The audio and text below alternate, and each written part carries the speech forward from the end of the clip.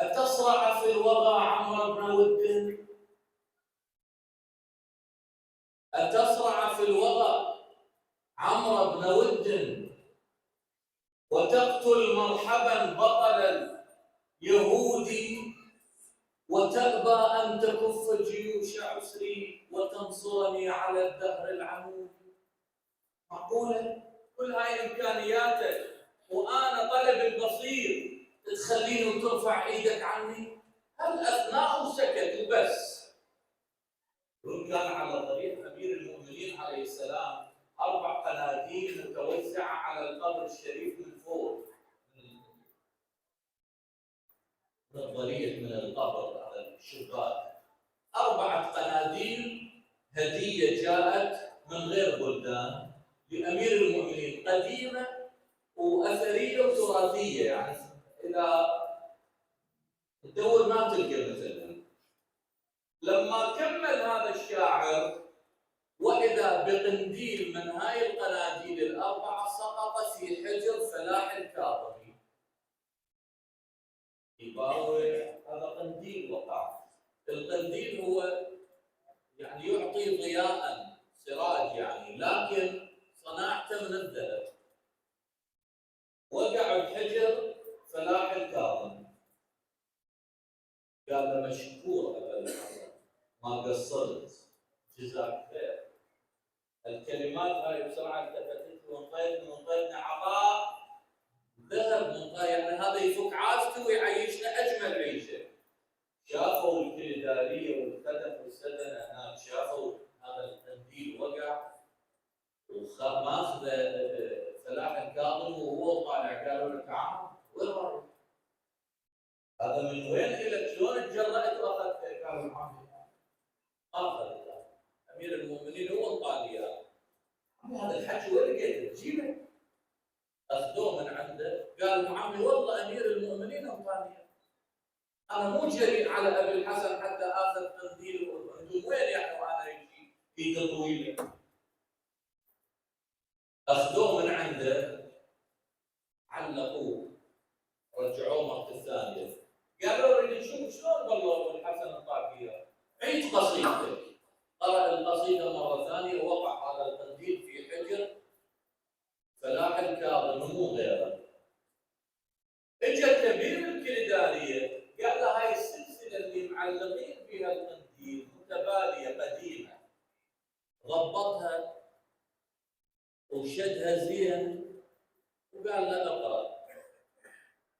قرأ نفس الشيء، وقع القنديل بحجر فلاح الكاظم. غيرهم يؤمنون انه هذا عطاء من؟ امير المؤمنين عليه السلام. راح هذا كبير الكلداريه جاب له سلسله اطفال، فرها على القنديل وربطها وقفلها على الشباك لامير المؤمنين سلام الله. قال له فلاح الكاظم اشعل للصبح حتى شوف القنديل شلون يطير. قرأ القصيده واذا السلسله تقطعت والاقفال فتحت والقنديل نفسه سقط بحجر فلاح الكاظم. قال محمد والله امير المؤمنين انتم ليش ضعفاء ايمان قليلو علق بامير المؤمنين؟ هذا ليس انا. قالوا له فلاح تعال، هسه احنا وصلنا وياك الباب مسدود فعلا مرارا كرارا، القنديل هذا من امير المؤمنين، بس احنا اذا اعطيناك اياه مكانه شنو؟ كان يظل خالي.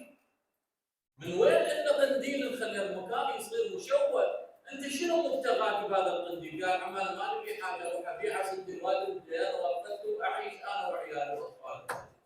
قالوا له زين نوزنه ذهب، لا نوزنه ونعطيك فلوسه بس رجع الامير المؤمنين الله يخليك. قال وهو كذلك امير المؤمنين الله تبارك وتعالى خلاهم ابواب، الله يعطيك وآل محمد عليه السلام ينكرون.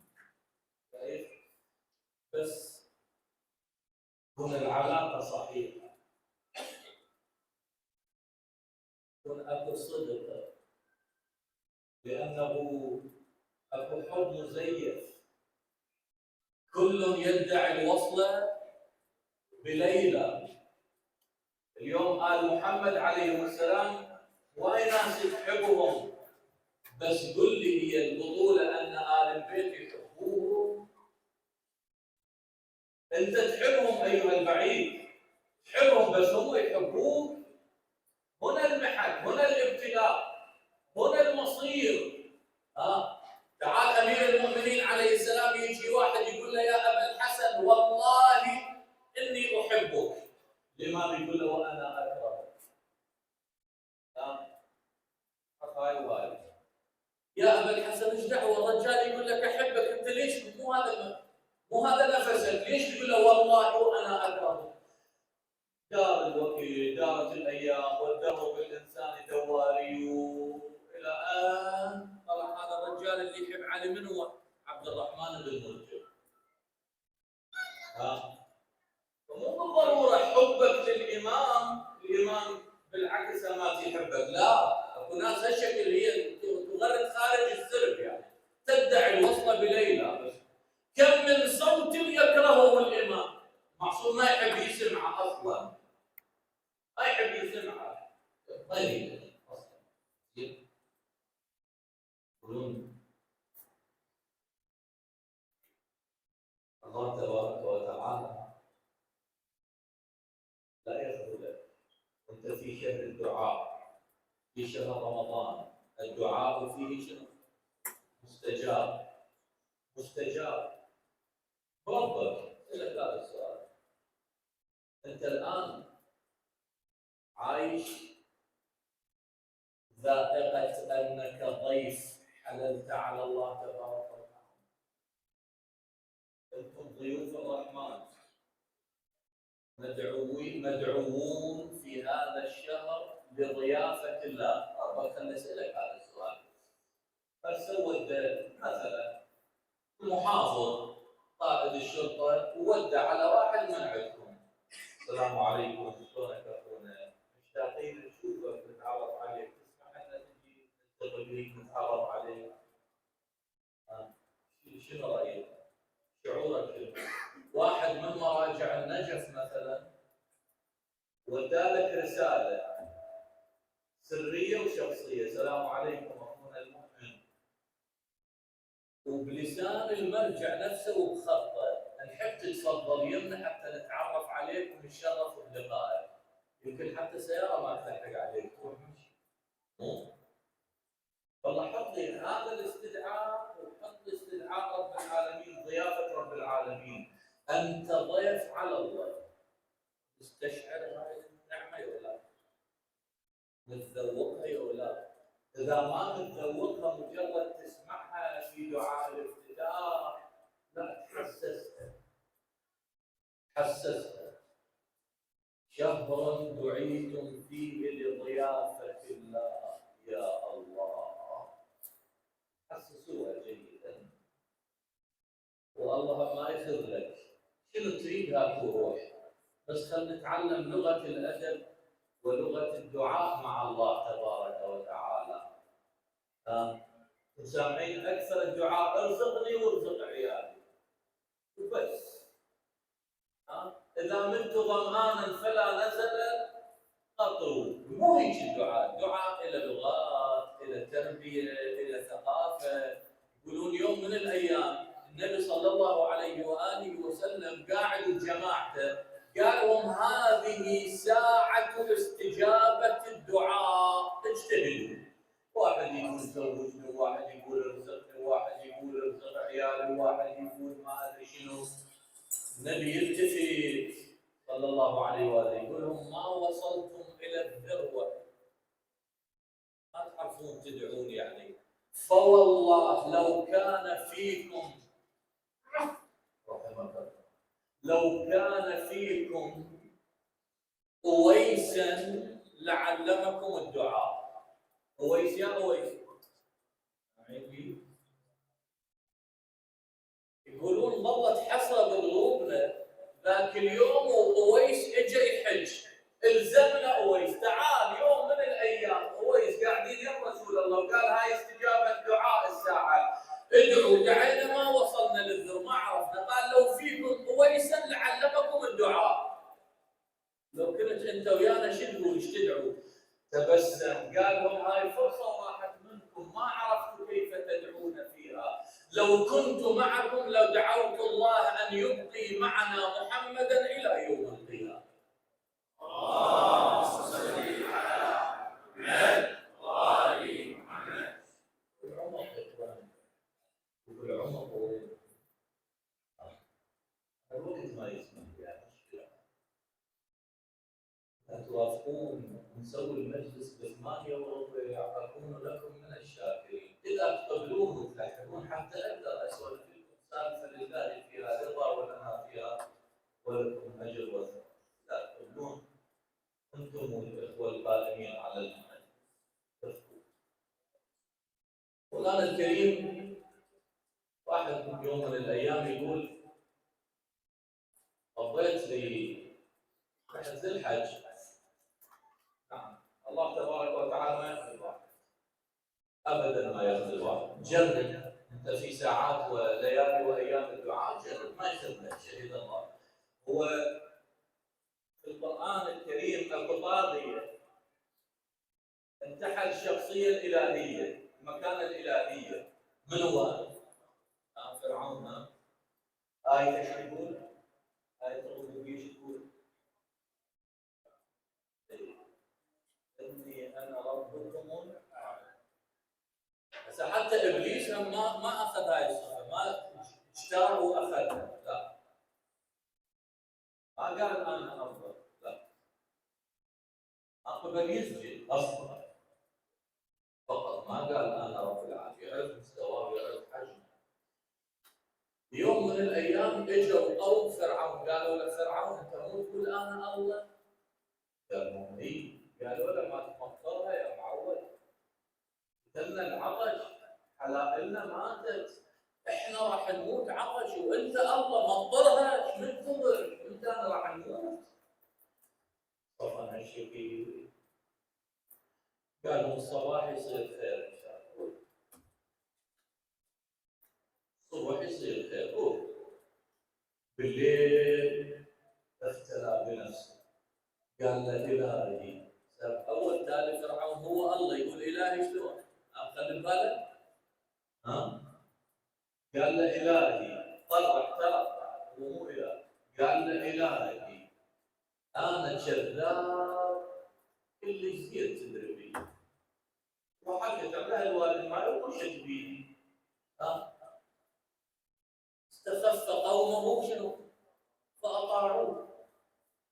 قلت لهم انا الله وصدقوا، بس بالنتيجه انا اعرف حجمه. ذولا ضايقوني يقصروني يردون مطر وانا ما اقدر. الهي امروتك مطرت عليهم. صباح الصبح الدنيا تمطر.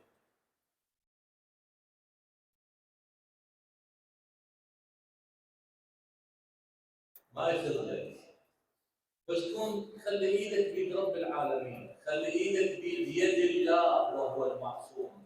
تعلق المعصوم هو يوصلك لله، وابتغي اليه وسيله. الوسيله هم محمد وال محمد عليه السلام. اللهم صل على محمد وال محمد. واحد يقول طبيت في الحج، لقيت واحد مقطع نفسه بالدعاء، الدموع 20 قلت عمي انا هذا يمكن هو حج المقبول، هذا بين الحجيج هو هذا المقبول وحيده، والباقي الناس هاي كلها جدا. خلي اروح احصل له مكان واتعلم من عنده واتادب بادبه، خلي اروح اقعد يمه. يقول زاحمت الناس والحجيج ولا جدال في الحج، يقول ادفع هذا واصيح بهذا الى ان يقول سويت له مكان قوه مضروبه.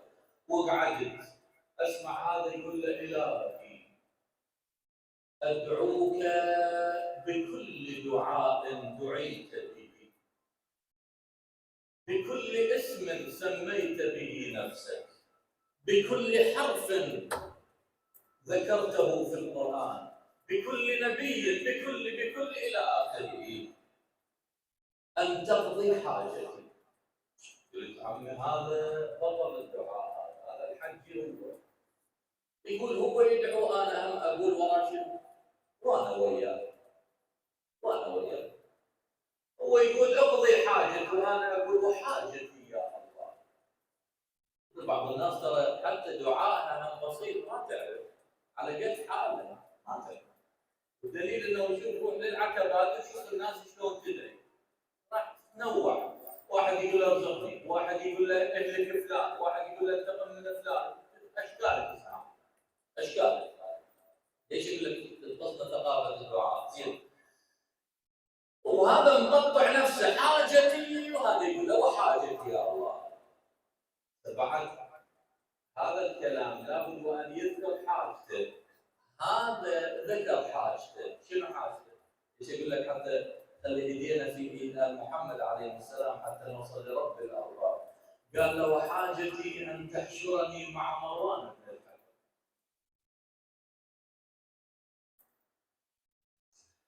هذا بعد انصدم، هذا انصدم. ويقول لك انا معول عليك، بس بعد ما واحد ما رفضته ووقفته ادك يمك هالشكل تدري وين مروان. يقول له ضربت على كتفه، قلت له حجي ابشر انت معك. التفت لي مرعوب، قال له انا وياك؟ قال له ايه؟ قال له بشرك الله بالخير، بس شلون وياك؟ قال له انا سمعت حديث عن رسول الله صلى الله عليه واله من احب عمل قوم حشر معهم بالعافيه علينا. بس يا عمي هذا اللي تريد تصير وياه انت. في يوم من الايام سمعته يقول رأيت وجها أحمر الخدين شفيت قلبي بدم الحسين. هذا اللي تريد تصير بالعافية روح. أكثر من هذا الوقت استميحك من الأرض. واني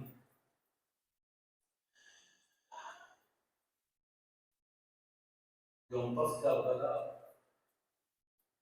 مواقف كثر، مآسي كثر. أعظم مواقف كربلاء وأكثرها صعوبة هي حينما وقع العباس عليه السلام. ليش؟ والمآسي كثيرة، المصائب كثيرة، لكن يوم اللي وقع أبو فاضل زينب شنو قالت؟ أنا شوي أحرك مشاعري. قالت يا الله، زينب مات رسول الله قالت وجدها، مات امير المؤمنين قالت وعليا، ماتت الزهراء قالت وامه، مات الحسن والحسين قالت واخاه. مات ابو فاضل هم كل يقول واخاه، بس ما قالت واخاه، قالت وضيعتنا بعد ذهب الفضل ويا ضعنا. بس هاي الكافي، بس هاي الكافي. الشمر اللعين يسأل العباس عليه السلام، يقول له انت تدري ليش انا صوبت لك عين وخليت لك عين؟ اللي يصوب عينك ويجيب السهم تماما بالعين. ارباب المقاتل السيد عبد الرزاق المقرم يقول عين ابو فاضل مو مصيبه، لا اقولها قبل يتحملها. عين العباس ما اصابها السهم، لا فقدت يعني سالت عين ابو فاضل طلعت. الشمر يقول له انت عندك علم ليش صوبت لك عين وخليت لك عين؟ اللي يصوب عينك قادر ان يصوب عينك الثانيه ويطفيها، قادر. واللي يذبح عبد الله قادر ان يذبح الحسين عليه السلام، بس انا خليت لك عين وصوبت عين الي غايه، وهاي الغايه إذا عندك قلب اسمعها. يقول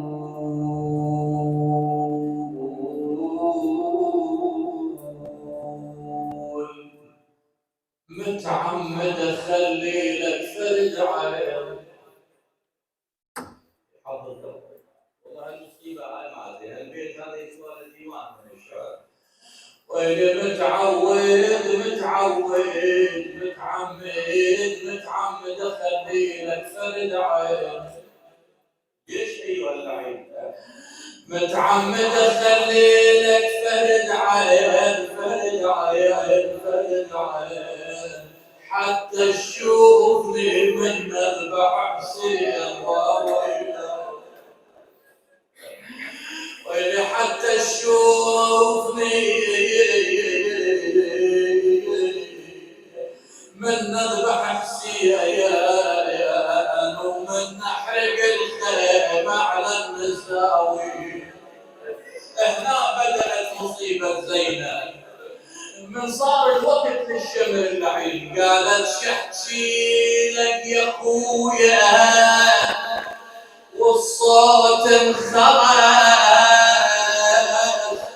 شفت واحد ملثم وصاعد فرس يقل عقب ابو فاضل ترى انا الحرس من هوان الدنيا. زينب توصل يا ابو علي تقول له عندك شاي يا اخويا وايد احكيها، واذا ما ترضى اخويا اسكت وخليها. شنو الحكايه زينب قولي؟ اذا ما ترضى اخويا اسكت وخليها، الحرمه ويا الروح من روح واليها. روح معوض زينب توصل عند جد المولى ابي عبد الله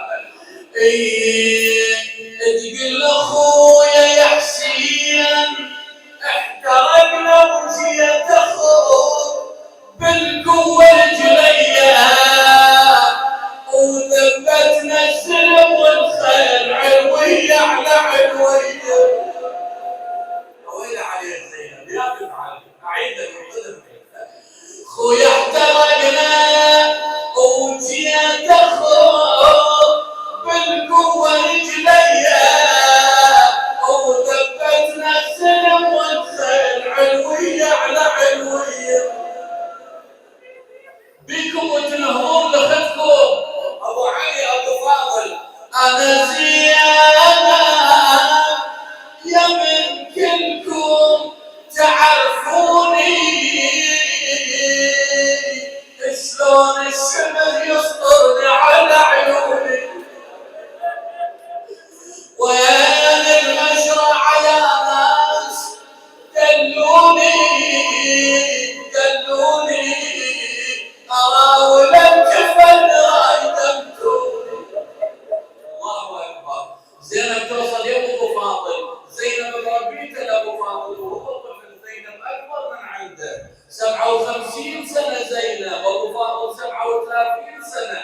ربته لما كبر ابو فاضل على كتاب زينب تروح تشتكي للحال معاه. قالت خويا امتوني والله لا فجع بهالبيت امتوني الجنة ترفع علي البيت ما انعى اذا ما تعاين علي. عاين علي وانت قاعد عاين علي. امتون الجنة ترفع علي شوف الشمس مسوي مين سواه الخلق من قبل ما يطق بين. لا حول ولا قوة إلا بالله. نسألك اللهم ونتوب بمحمد وآل محمد عجل لوليك الفرج والعافية والنصر والفرج